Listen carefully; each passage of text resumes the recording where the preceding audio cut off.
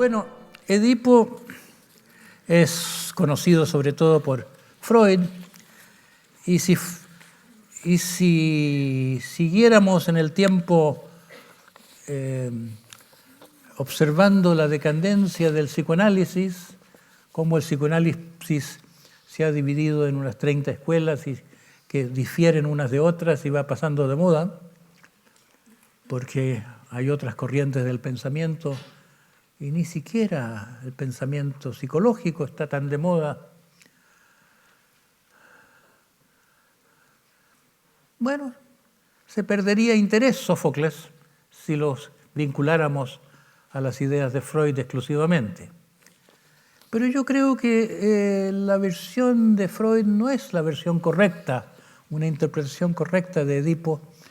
Edipo se ciñe bastante claramente a los lineamientos de una estructura mítica que es el viaje del héroe. Es un patrón mítico, una estructura narrativa que se encuentra mucho en los cuentos de hadas, mucho en las leyendas de grandes personajes históricos como Quetzalcóatl, Osiris, Ciro, muchos fundadores de culturas.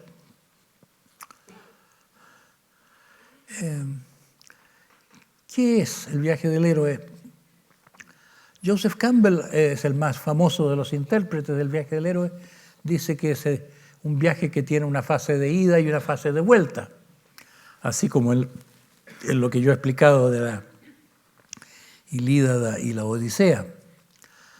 Pero si uno examina más de cerca estas historias y estos mitos, y esto yo lo he explicado en mi libro Los Cantos del Despertar, en el primer capítulo, que lo llamo El viaje del héroe como teología mística, digo que en realidad son dos viajes. Hay un viaje en que el héroe triunfa sobre un dragón, triunfa sobre un enemigo, tiene una gran victoria y después lo pierde todo. Y a veces atraviesa por una muerte, o una muerte aparente, se lo cree muerto. A veces está encarcelado. Hay un periodo oscuro, tal como en la vida interior. Así como la noche oscura del alma de los que hacen el viaje místico, o así como en la leyenda de Moisés, que hay el Sinaí y después los 40 años en el desierto. Hay en el viaje del héroe un periodo de derrota. Aparece un falso héroe que se atribuye los méritos del héroe. Y hay una segunda victoria, una victoria final que es la definitiva. Y esto lo vemos dividido, está todo en el mito de Edipo, pero Sófocles lo ha dividido en sus dos obras. Y entre las dos obras hay un intervalo, hay un tiempo que ha pasado en que suponemos que ha estado vagando Edipo después de quitarse los ojos, de clavarse los alfileres de su mujer en sus ojos, de tanto horror ante lo que siente que ha hecho, el crimen del incesto y el parricidio, tan terrible para los griegos, el mayor de los crímenes para los griegos era más que el incesto, el parricidio, tanto como el parricidio, el incesto, que es quitarle la mujer al padre. El sentido original es eso, la mujer es del padre. Esto era tan horrible en esa cultura que él se declara culpable y decide irse al monte Citerón, donde su padre quiso que muriese. Pero por las edades de las hijas, por de Antígona y de Ismene, por lo que ha ocurrido, uno calcula que han sido más o menos 20 años que ha estado vagando por aquí y por allá, como era la vida de los exiliados en Grecia, muy precaria. También Goethe pone 20 años entre el primer Fausto y el segundo Fausto. Es como que pasa un tiempo entre una aventura del héroe y otra aventura del héroe. Es muy larga la noche oscura. Hay como un nacimiento y después otro nacimiento. Y ¿cómo se parece la leyenda de Edipo al viaje del héroe? Es obvio desde el comienzo. Los héroes comienzan en tiempos de persecución. Jesús nace en el tiempo de la matanza de los inocentes y tiene que ir a refugiarse a Egipto. Moisés nace cuando hay orden de que se maten a todos los judíos recién nacidos. No quiere el faraón que crezca la población. Puede hacerse peligrosa esta población a la cual se le dio acogida generaciones atrás. Puede ser un obstáculo político. También entonces Edipo nace perseguido por su propio padre. Su padre oye una profecía de que su hijo lo va a matar y decide, bueno, lo mato yo primero. Le manda también a atravesar los tobillos por un clavo y esto va a tener consecuencias más adelante en la obra, cuando al final le pasa un carro por encima del pie porque él no obedece a la orden arrogante del auriga de que se quite del camino. Tal vez no le habría dolido tanto el pie debajo de la rueda si no fuera así, porque es un cojo que anda con un báculo, que tiene un pie herido desde su infancia. Le duele una vieja herida a Edipo. Su exceso, el exceso de Edipo, el exceso de furia con que responde a este desconocido, a este personaje desconocido. Dice la obra que él es un hombre que obedece solo a los padres y los dioses. Se ve que es un hombre muy noble, no es un hombre que se incline ante autoridades mundanas, es un hombre muy libre y muy noble. Entonces, solo cuando al no retirarse lo pasa a llevar y le da un golpe el auriga, él también golpea de vuelta y cae el pasajero envuelto en las riendas y muere. Él no sabe ni remotamente que está dándole muerte al padre. Pero volvamos al comienzo. Nace perseguido, nace como uno que se intenta matar. Se lo rescata como en tantos cuentos de hada, el encargado de matar a Blancanieves muestra después como seña de que ha cumplido un corazón animal, pretende que ha cumplido con su misión, entrega a la niña. Hay tantos cuentos en que ocurre esto. A Edipo se lo pasa a un pastor, a otro pastor, va a parar a los reyes de Corinto. Los reyes de Corinto querían tener un niño, lo acogen muy bien, así que en una región distante crece Edipo sin saber de su origen, ni saber los padres de dónde vienen.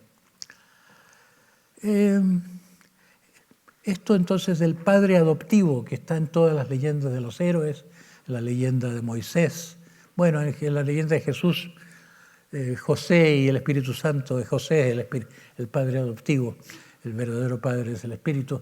Es un simbolismo un poco más oculto, pero en muchos cuentos esos que son los padres adoptivos se cumple esto. En la vida del héroe, el paso siguiente, hay un paso muy marcante, que es cuando sale de casa el héroe, sale a su aventura, sale por una búsqueda. Podríamos decir que busca la verdad, pero ni siquiera sabe lo que busca cuando comienza a buscarla. Solo que sabe que quiere salir de la ciudad, quiere se le hace estrecho su lugar. Como tantos héroes en las novelas de caballería, los romances, que se van al bosque. El bosque es el lugar de la aventura. El que no puede ser ya contenido en el mundo predecible de la ciudad, quiere encontrarse consigo mismo, busca la naturaleza, busca algo más lejano de los seres humanos. Entonces se va Edipo en busca de Dios, podremos decir, en la forma del oráculo, porque ha oído que tal vez él no sea verdaderamente hijo de sus padres. Quiere saber si es verdad este rumor. Apolo lo sabe. Las sibilas de Apolo eran muy sabias, eran aparentemente omniscientes. Y no llega siquiera a acercarse al oráculo. Le dice el oráculo que se detenga, que él es aborrecible porque va a matar a su padre y casará con su madre. No recuerdo el término que usa. Pero Edipo vuelve muy bien intencionadamente, no a casa de los que cree que son sus padres. No quiere hacerle ningún daño a sus padres. Para evitar eso vuelve por un camino desconocido.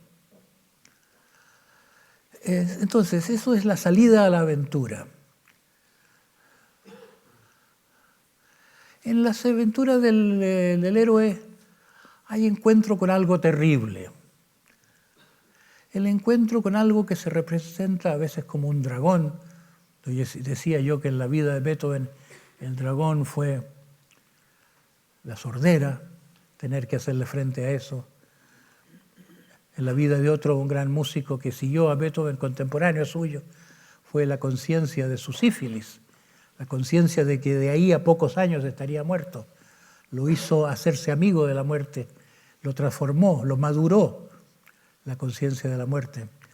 Lo hizo desapegarse de su vida, vivir para algo más mayor que lo propiamente mundano. Lo transformó en algo así como un sacerdote de la belleza. ¿Cuál fue el dragón del cuento de Edipo? Hay dos motivos míticos que se superponen.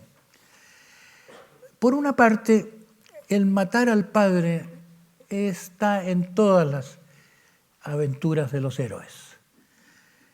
Ya se trate de el ogro que tiene aprisionada a la princesa o el enemigo del héroe. Siempre es un personaje masculino con el que el héroe debe luchar. Y es como si detrás de todas estas muchas variantes narrativas estuviera la figura del padre, no personal, sino que este padre que flota en el mundo civilizado, el padre absoluto, podríamos decir, el padre que está más allá de los padres de la patria o de los padres de la iglesia, es como el padre abstracto, es como el super yo masculino, el padre crítico, lo llama Eric Berne, partiendo del super yo freudiano, el padre castigador y exigente que cada uno lleva dentro. Es como si el individuo que se libera tiene que ir más allá de este esclavizador, de este policía interior, llamémoslo como se quiera, este acusador interno, que es tomado de la cultura y que a través de la figura del padre, pero no podemos decir que sea simplemente el padre personal. Yo creo que el motivo universal de que el héroe derrota a una fuerza malvada masculina tiene que ver con superar los límites de la mala autoridad en la cultura. Y todos los héroes, en cierto modo, se casan con la madre. Hay un libro de Jane Houston que se llama, sobre la Odisea, se llama El héroe y la diosa. ¿Por qué la diosa? Penélope no es una diosa, pero es como si a través de todas las mujeres, de Circe y de Calipso, está distintas versiones, distintas encarnaciones de la diosa, y al final en Penélope, por muy humana que sea, está la mujer en una forma más arquetípica. Entonces, lo que encuentra el héroe que mata al padre, en cierto modo, en tantos cuentos y relatos, es la madre como en una interpretación simbólica. Así que esta hazaña de matar al padre y vencer el tabú del incesto, podríamos decir, es como el dragón. Pero también, apenas ha hecho eso, se encuentra Edipo con la esfinge. Y la esfinge es un dragón. La esfinge clásica tiene alas, tiene cuerpo de león, solo que es un dragón en que está muy exaltada la parte de pájaro. Los dragones tienen alas, pero la esfinge se representa con un poco más de pecho, la esfinge griega por lo menos. Entonces es como que hay una alusión a que ese es el gran test del héroe, el encuentro con una figura que recuerda al dragón, que no me voy a detener a explicar por qué esa figura, pero que es una figura de algo potencialmente muy destructivo, primigenio, arcaico, y que se atraviesa felizmente cuando se responde a un enigma. El enigma de la esfinge específicamente es un enigma que parece trivial. Cuando le pregunta quién es el que empieza caminando sobre 4 patas y luego sobre 2 y luego sobre 3, Edipo sabe muy bien que él empezó la vida gateando y después como adulto caminó sobre 2 pies, pero ahora tiene bastón de viejo. Ya no de viejo, ya de más avanzado en años, porque tiene con su pie herido, tiene bastón. Pero es como si la adivinanza, el enigma de la esfinge tuviese como respuesta el hombre, el ser humano. Y al decir a alguien el ser humano está diciendo yo, o lo está diciendo desde un encontrarse con sí mismo. La respuesta, el punto de llegada a la sabiduría es encontrarse consigo mismo. Pero no es el fin de la leyenda. Cuando empieza Edipo Rey, Sófocles empieza con la plaga. Vienen a suplicarle, los sacerdotes vienen a aportar y la gente viene a este rey supremo, a este más grande de los reyes que se ha conocido. Se lo presenta muy grande Edipo en su gloria. Tú que nos has salvado, puede que tú nos salves otra vez. Hay un comentario de Thornton Wilder en una de las ediciones de Edipo en inglés y dice: la forma como lo tratan es como se trata a un dios. Y el que Edipo se permita este trato le habría sugerido ya al público griego que él ha sucumbido a cierto envanecimiento, ha sucumbido a eso que los griegos llamaban hubris, que a veces se traduce por desmesura, a veces se traduce por orgullo, pero no es otra cosa que la semilla de la inflación, es el confundir la gracia que se ha tenido con el propio mérito, el enorgullecerse de los dones espirituales.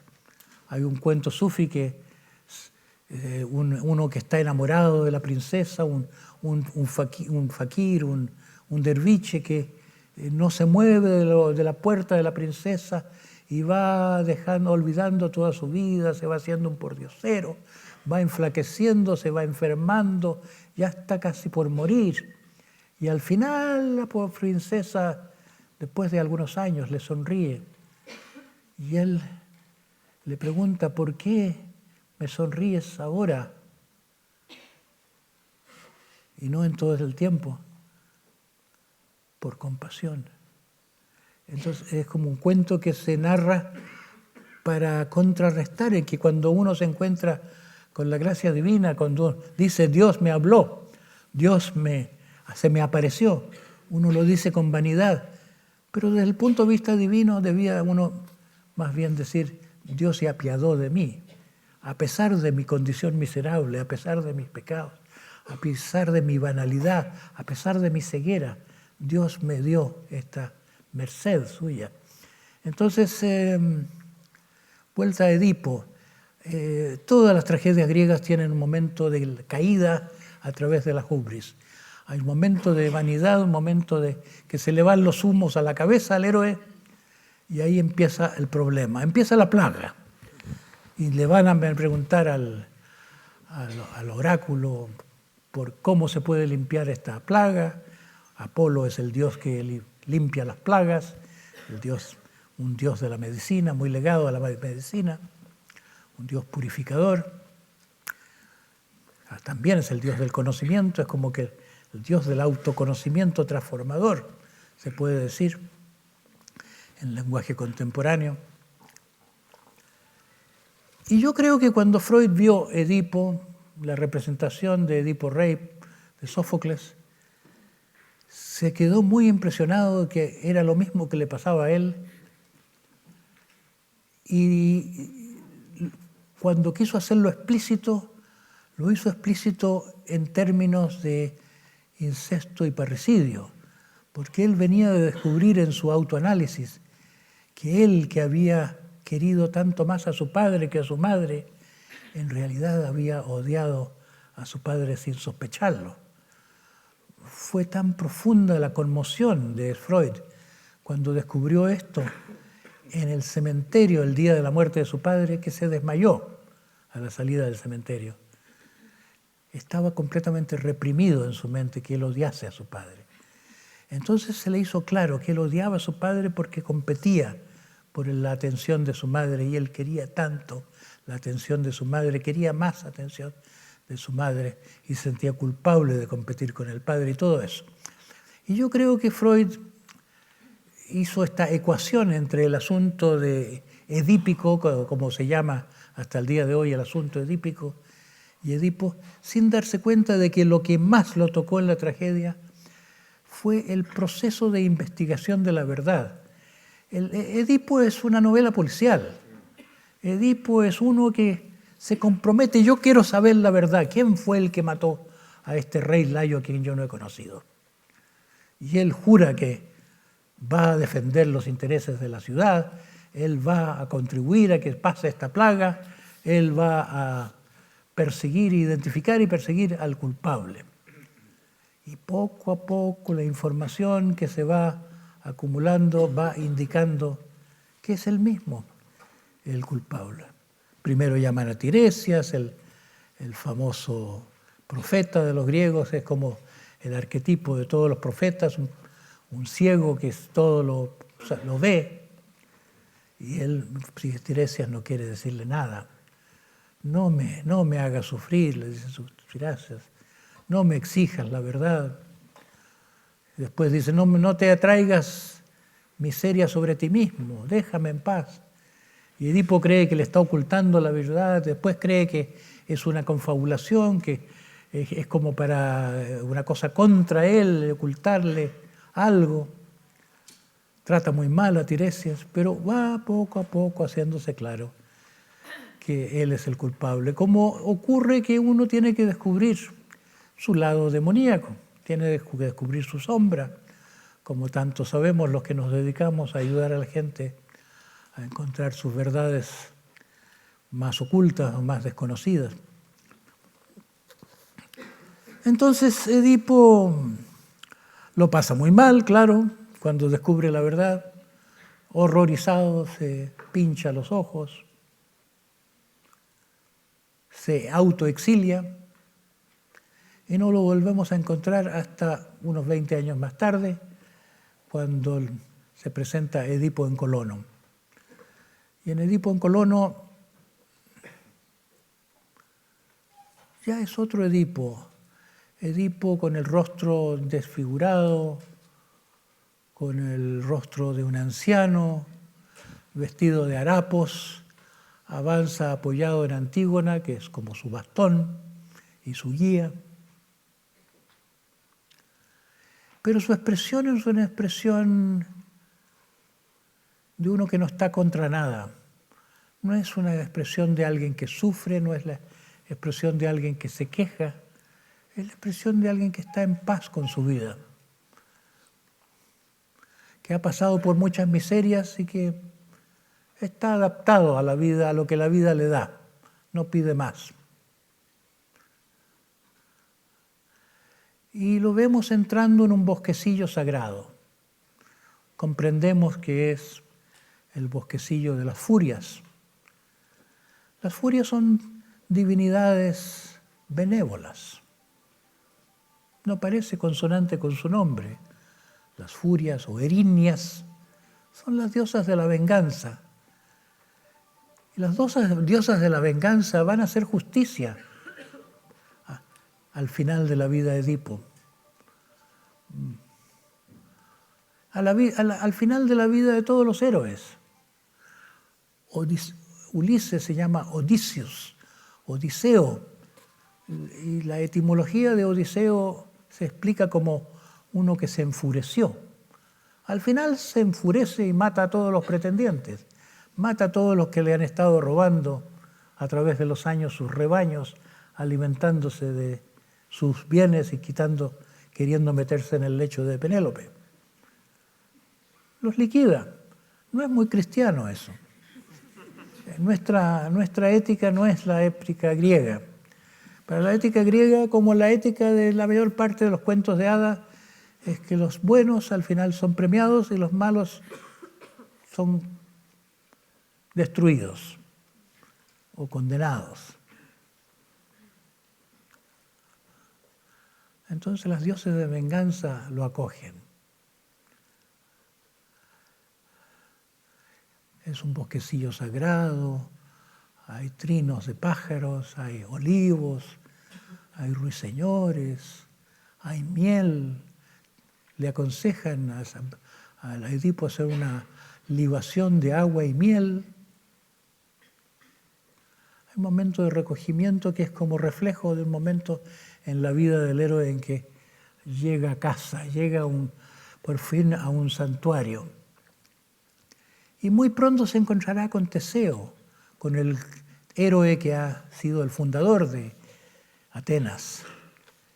Y Edipo sabe por el oráculo que él tiene la oportunidad de hacerle un gran don a Teseo y a Atenas, porque donde sea sepultado su cuerpo, allí caerá su bendición.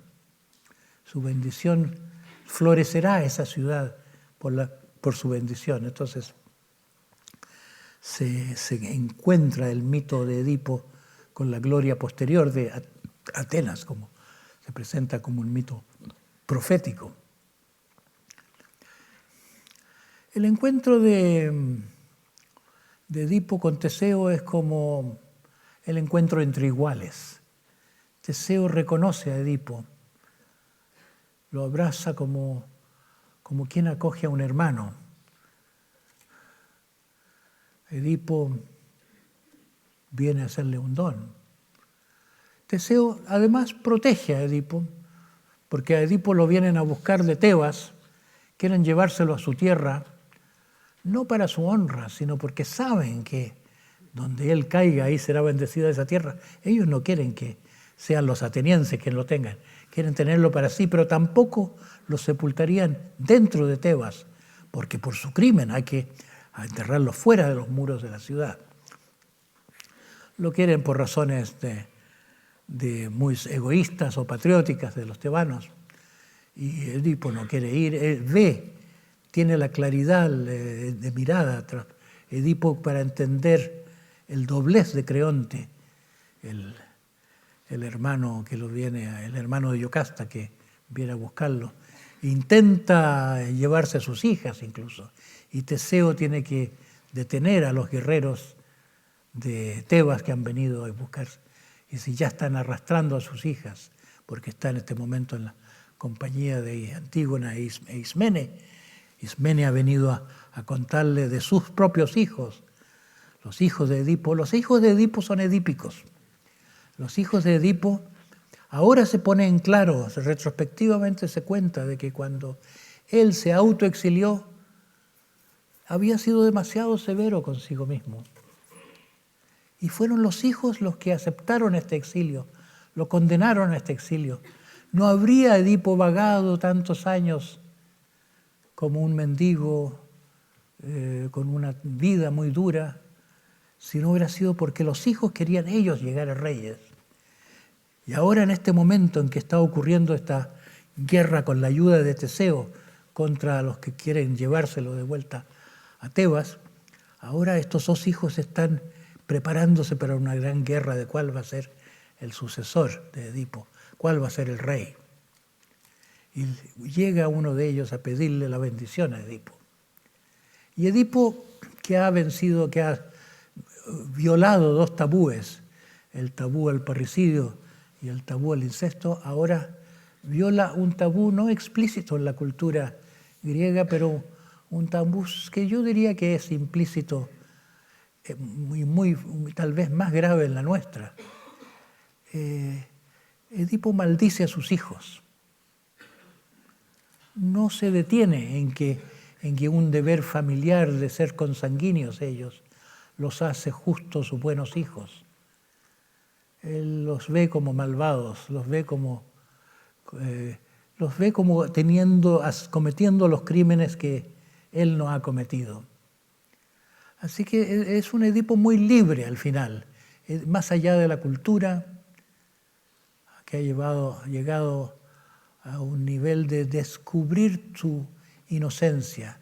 Ahora descubre que los dioses lo decidieron así, diríamos el karma, que los antecedentes de su familia fueron tales que él estaba condenado a matar a su padre y su padre, por lo tanto, a deshacerse de él, que todo no podía haber sido de otra manera, no pudo ser de otra manera, que evitando el oráculo y llevó a que se lo cumpliera, pese a sus mejores intenciones, los designios de los dioses eran tales y él no tuvo culpa.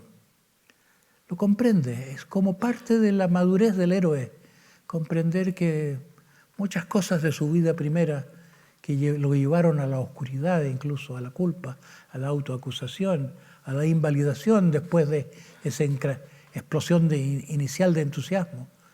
Esto ya no vale.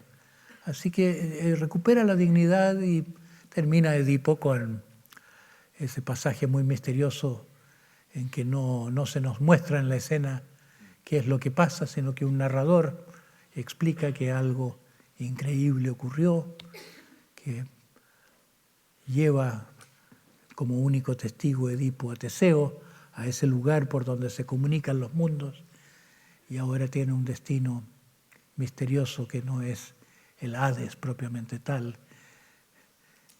Se hace héroe. Los héroes son seres que llegan a una condición divina a pesar de haber sido humanos. Y los humanos que llegan a la divinidad, para los griegos eran más importantes que los dioses. El culto de los héroes era más solemne. A lo único que se puede comparar el culto que los griegos tenían con sus héroes, que fueron seres que llegaron a la autodivinización, es lo que conocemos hoy en el cristianismo, el culto